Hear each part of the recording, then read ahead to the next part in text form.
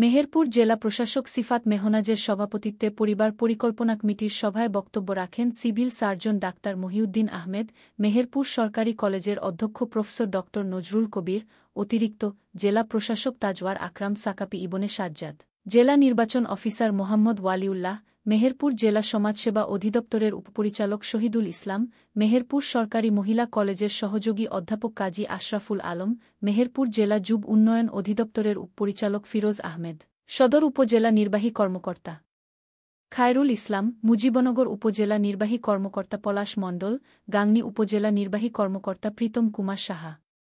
এছাড়াও উপস্থিত ছিলেন ইসলামিক ফাউন্ডেশনের উপপরিচালক সিরাজুম মনির, জেলা প্রাথমিক শিক্ষা অফিসার রুহুল আমিন, জেলা মহিলা বিষয়ক অধিদপ্তরের উপপরিচালক শারমিন শাপলা, জেলা সমবায় কর্মকর্তা প্রভাষচন্দ্র বালা, জেলা ক্রীড়া অফিসার আরিফ আহমেদ, জেলা মৎস্য কর্মকর্তা রকনুজ্জামান, জেলা নিরাপদ খাদ্য কর্মকর্তা রিয়াজ মাহমুদ, প্রতিবন্ধী কর্মকর্তা তুলসী কুমার পাল, কৃষি বিপণন কর্মকর্তা তারিকুল ইসলাম, জেলার নিজাম উদ্দিন প্রমুখ।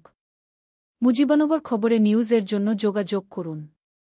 আসফারুল হাসান সুমন, উপদেষ্টা সম্পাদক, মোবাইল 017222266606।